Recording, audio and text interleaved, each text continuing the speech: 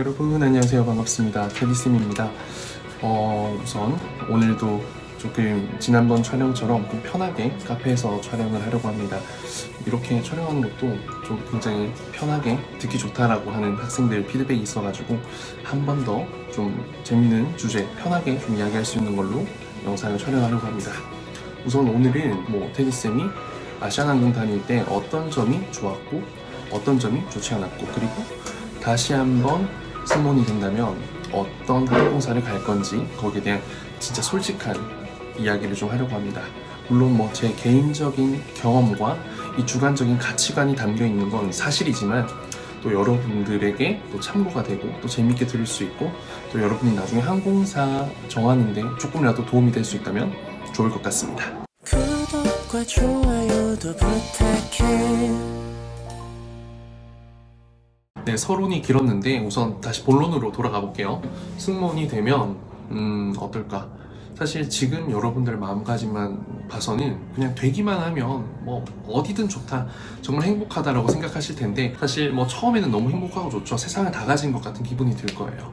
하지만 내게 아니었을 때 간절하지, 내게 되면 또 익숙해지거든요. 그러면 시간이 지나면 분명히 또 단점이 보이고 불평, 불만이 생깁니다. 그래서 직장인으로서 모두 만족할 수 있는 회사는 진짜 거의 존재하지 않는다라고 생각을 하시면 될 겁니다. 물론 개개인의 가치관이나 직업관이나 회사관이 다 다르겠지만 제 개인적인 경험상 그냥 솔직하게 한번 이야기를 해보겠습니다. 항공사의 명성이 좋으니까, 그리고 노선이 다양하니까, 우리 집이랑 가까우니까, 그리고 또 뭐가 있을까요? 유니폼이 예쁘니까 또 막연히 매력이 있고 끌리게 되는 그런 이유가 있을 텐데, 실제로 항공사마다 모두 장단점이 있는 게 사실입니다. 그리고 저도 준비할 때는 다양한 노선과 급여 부분을 가장 중요하게 생각했던 것 같습니다. 사실 취준생이라면 정말 자연스러운 현상인데, 저도 에어부산 그리고 아시아나 대한항공 이 셋 중에서 고민할 때 어딜 가야 정말 또 행복하게 잘 다닐 수 있을까라는 고민을 엄청 많이 했었는데, 결국에는 아시아나항공을 선택했던 이유는 한 두 가지 정도가 될 것 같아요. 우선 첫 번째는 이 남자를 전국에서 한두 명밖에 뽑지 않는다는 그 신의 아들이란 타이틀 있잖아요. 그게 굉장히 자부심을 느낄 수 있을 것 같았어요. 실제로 준비할 때는 그렇게 어렵게 느껴지던 게 막상 되니까 살짝 욕심 나더라고요. 그리고 대한항공만큼은 아니지만 또 다양한 취향지가 저에게는 참 매력적인 메리트 부분이었습니다.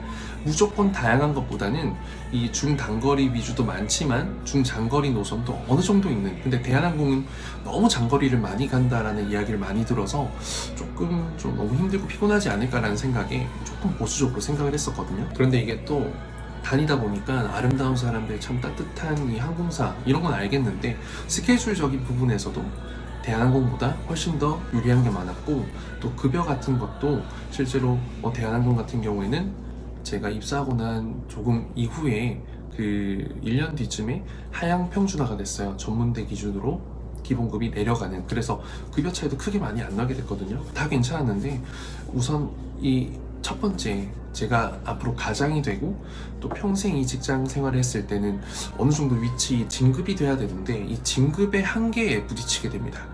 그리고 거기에 현실을 깨닫게 되고는 굉장히 또 걱정에 휩싸이게 되죠. 또 아시아나항공 기수제예요. 그렇다 보니까 이 진급에 있어서도 내가 능력이 좀 있다 한들 이 기수라는 이 장애, 벽에 부딪히게 됩니다. FSC에서 한 비행기 안에서 매니저, 사무장이 되려면 최소 과장이 돼야 되는데 이 과장이 되는 게 진짜 하늘의 별 따기예요. 대리가 될 때도 2, 3년 물 먹는 게 정말 자연스러운 현상인데 여승무원 같은 경우에는 5년, 6년, 7년, 8년도 있고요. 그리고 과장 같은 경우에도 시기 때마다 탁탁탁 진급이 안 돼요. 물 먹는 건 기본이고 4, 5년 기본이고 10년 이렇게 물 먹는 경우도 있습니다, 실제로. 근데 일반 회사에서는 이 과장이 되는 게 그렇게 어려운 일이 아니거든요, 사실. 그런데 이제 주변에 일반 대기업 간 친구들이랑 비교했을 때 그런 부분이 살짝 걱정으로 다가오고, 이제 한 비행기에 20명, 많게는 이렇게 타거든요, 380. 그 중에서 제가 제일 막내 아니면 조금 위에 있다 보니까 언제 제가 저기 제일 위에 캐빈 매니저에게 올라갈 수 있을까라는, 그게 너무 막연하게 느껴졌어요. 마치 10년, 20년 뒤에도 해결이 안 될 것 같은, 진짜 그게 끝없는 터널인 것 같은 느낌이 들었어요. 진짜로. 그래서 제가 더 열심히 노력하고 뛰어난 인재가 되면 될 것 같다 생각을 했는데, 입사 당시에는 이게 인원이 수천 명이 있다 보니까 날고 기는 사람이 너무 많아요. 진짜 뭐 정말 명문대부터 해외 대학도 있고 그냥 정말 특기 있는 사람들도 있고, 제가 뭔가 비비기에는 부족한 부분이 너무 많은 거예요. 그래서 들었던 생각은 뭐 남승무원이지만 뭔가 수천 명의 승무원 중에 한 명이다, 그냥 기수 땡땡땡이 되는 거죠. 몇 기 땡땡땡, 그냥 무엇을 굉장히 잘하는, 무엇에 강점이 있는 친구, 이 일을 잘하는 친구가 아니라 몇 기 땡땡땡 이렇게 된다는 게 조금 아쉬웠습니다. 그래서 저는 이제 근무할 당시에 살짝 이제 LCC로 가는 게 어떨까라는 생각도 해봤어요. 실제로 신생항공사 에어서울 같은 경우에는 지금 뭐 초반에 들어간 2기, 3기 이런 기수는 2년 만에 대부분 매니저가 많이 되더라고요. 2년 만에 사실 매니저가 됐을 때 쉽진 않아요. 근무가 힘들 수 있는데, 그래도 기내에서 몇 명 안 되는 승무원이지만 내가 제일 위에 매니저다 라고 하면 굉장히 일할 맛도 나고 성취감도 있고 뭔가 관리 감독자로서 성장하는 기분도 정말 만끽할 수 있겠다라는 생각이 들었었습니다. 그래서 에어서울이 처음 생기고 채용을 할 때 저도 한번 지원해볼까 생각했거든요. 실제로 인사팀에도 알아보고 했는데 이게 아무래도 같은 금호 계열이니까 옮겨가는 게 어려워요. 그 과정에서 언젠가는 또 걸리게 되고, 그래서 그냥 포기하고 아시아나항공에 뼈를 묻기로 하고 그냥 열심히 뭐 다니려고 했었습니다. 물론 LCC 같은 경우에는 매니저가 된다고 해서 직급이 뭐 과장이 되는 건 아니에요. 뭐 FSC 같은 경우에는 과장 직급이 돼야 캐빈 매니저가 되지만, LCC 같은 경우에는 사원급도 이제 일정 경력이 이상 되면은 매니저가 될 수 있습니다. 그래서 매니저가 대리인 매니저도 있고 과장인 매니저도 있고 차장인 매니저도 있고 그런 거죠. 물론 뭐 FSC가 그렇다고 그냥 만년 막내만 하는 건 아니죠. 뭐 비즈니스 클래스, 퍼스트 클래스, 그리고 또 탑 시니어 이렇게 교육도 받고 이제 매니저 되는 과정에서 서비스 전문가가 되는 다양한 이 배움이 있긴 합니다. 분명히 일단은 남자기도 하고 포부도 있고, 이왕이면 이 기내에서 좀 수장의 역할을 빨리 하고 싶다는 생각을 했던 건 사실이에요. 한 2년, 3년간은 정말 화장실 청소를 계속 해야 될 거거든요, 여러분들이. 왜냐면 위에 기수가 너무 많다 보니까 정말 끝이 안 보일 거예요. 아무래도 이제 이렇게 진급이 치열하다 보니까 단순히 비행만 열심히 한다고 되는 게 아니라 비행도 열심히 해야 되고 인간관계도 정말 좋아야 되고, 그런데 굉장히 똑똑하고 외국어도 잘해야 되고 이 특화팀에도 들어가야 되고 회사에서 필요한 일이 있으면 또 적극적으로 가서 도와줘야 되고, 이런 여러 가지 고충이 있습니다. 그렇게 피 터지게 열심히 해도 물 먹는 게 너무나도 당연하고, 그리고 기수가 좀 우선이 되는 게 굉장히 한계죠. 물론 이제 HDC가 인수를 했고 앞으로 아시아나항공은 어떻게 달라질지 저도 모릅니다. 하지만 지금까진 그렇다. 그리고 뭐 대한항공도 어느 정도 마찬가지일 겁니다. 그런데 대한항공 같은 경우에는 상대적으로 진급이 아시아나보다는 훨씬 더 많이 시켜주는 편입니다. 훨씬 더. 그리고 막 그런 진급 적체가 심하진 않습니다. 또 경쟁이 막 그렇게 치열하다고 할 것까지는 없는 게 이 회사 일을 잘 안 시킨다 하더라고요. 그런데 이제 아시아나항공 같은 경우에는 회사 일도 승무원이 이렇게 도맡아 하는 경우가 굉장히 많았습니다. 물론 모든 일은 아니고요. 이제 뭐 비행과 관련된 다양한 서비스나 이런 여러 커뮤니티 같은 일들이 있는데 그런 비행 이외의 업무들이 많다 이거죠. 물론 회사에서 시키는 게 아니라 자발적으로 하는 경우가 대부분입니다. 물론 LCC라고 해서 모두 이런 진급 적체가 없는 건 아니에요. 에어부산 같은 경우에 이미 진급 적체가 시작됐고 실제로 저기 경력직이 이번에 들어오면서 매니저 됐죠. 그럼 기존에 열심히 하고 있던 이런 신입들은 좀 물먹는 상황이 생기겠죠, 아무래도. 그리고 뭐 제주항공 같은 경우에도 진급 적체가 이미 진행이 되고 티웨이 항공은 잘 모르겠네요. 그래도 그나마 좀 나을 거라고 생각합니다. 에어서울 같은 경우에는 많은 인원을 이제 매니저로 진급을 시키진 않죠. 왜냐면 이미 경력직으로 들어온 매니저들이 많다 보니까요. 그런데 그 중에서 열심히 하는 친구들은 대부분 큰 문제 없이 되는 편입니다. 고과가 되게 중요합니다. LCC의 가장 큰 장점, 아직 규모가 크지 않은 곳을 기준으로 했을 때는 본인이 열심히 하고 능력을 인정받으면 좀 높은 위치로 갈 수가 있습니다. 사무장은 물론이고요. 파트장, 팀장, 그리고 뭐 조금 욕심을 내본다면 진짜 저기 어디 본부장, 상무 자리도 갈 수 있겠죠. 왜냐면 실제로 대부분 항공사의 객실 쪽에 있는 높은 임원분들 대부분이 승무원 출신이 많습니다. 아시아나항공도 본부장님도 그렇고 상무님도 그렇고 승무원 출신이셨고요. 그만큼 능력이 있으셨다는 거죠. 사실 뭐 LCC가 힘든 건 사실이에요. 신규 항공사다 보면 부족한 것도 많고 힘든 과정, 그 희노애락을 같이 느껴야 되고 성장통도 같이 느껴야 됩니다.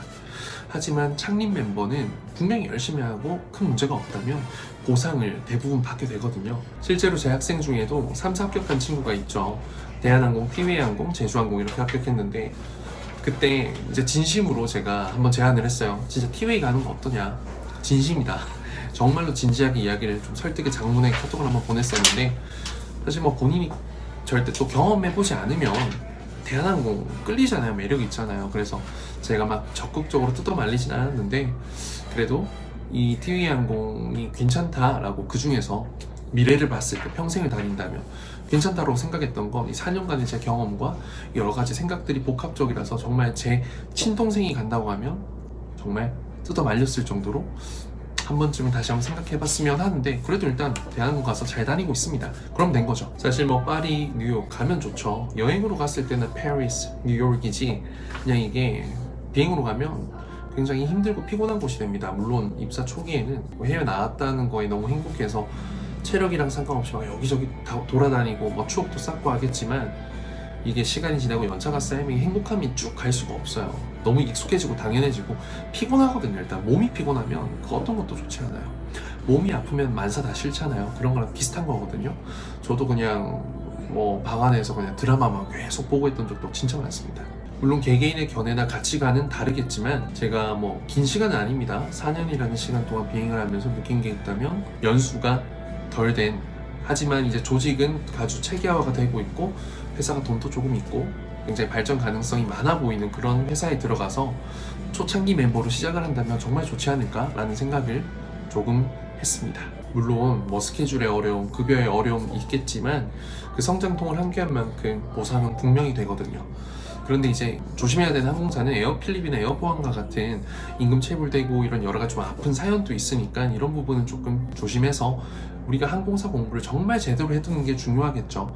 다트 같은 곳에서 이 항공사에 대한 전반적인 정보도 싹 다 찾아볼 수 있으면 참 좋을 것 같고 항공사 기업 공부만큼 준비를 해둔다면 분명히 여러분들의 이런 소울 에어라인 선택하는데 분명히 도움이 될 거라 생각합니다. 그리고 또 괜찮은 게 그 여러 LCC 중에서 지방 베이스 가는 거 굉장히 매력 있다 생각합니다. 특히 뭐 부산 사람, 대구 사람 이런 본인의 고향에 이런 지역 채용을 하면 거점 채용하면 좀 굉장히 매력 있고 정말 살기도 좋고 정말 괜찮거든요. 워라벨 저는 적극 추천드립니다. 실제로 제주항공 부산 베이스, 뭐 대구 베이스, 티웨이 항공도 다른 베이스 굉장히 좀 만족스럽게 다니는 친구들을 많이 봤습니다. 물론 나름의 고충이고 힘든 건 사실인데 상대적으로 덜하다는 거죠. 본인들은 모르지만 경험해본, 다른 곳에서 경험해보고 간 사람들은 분명히 느끼고 있을 겁니다. 그런 부분에서는 사실 티웨이 항공도 굉장히 매력적으로 느껴지고요. 왜냐하면 곧 또 장거리를 갈 확률이 굉장히 높죠.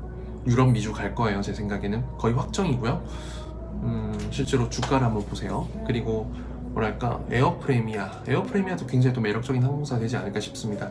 LCC인데 아직 신생이고 장거리 쪽으로 간다라고 하면 굉장히 또 영어 잘하고 이렇게 좀 능력 있는 사람들은 뭔가 높은 자리 해볼 수 있지 않을까요? 이거는 이제 평생을 두고 평생 직업으로 했을 때를 가정하는 거기 때문에 개개인은 생각이 정말 다를 수 있습니다. 사실 뭐 그냥 승무원 라이프를 꿈꾸고 하면 그냥 대한항공, 아시아항공 최고죠. 왜냐면 일단 유니폼도 굉장히 멋지고 많은 사람들이 좀 멋지다라고 생각도 실제로 많이 하고 공항에서 이렇게 딱 피고 다닐 수 있고 그런데 이제 그런 즐거움 이런 좋은 부분만을 만끽하다 보면 또 다른 직장인으로서 그냥 내 스스로 인간으로서도 욕심이 생긴다는 거죠.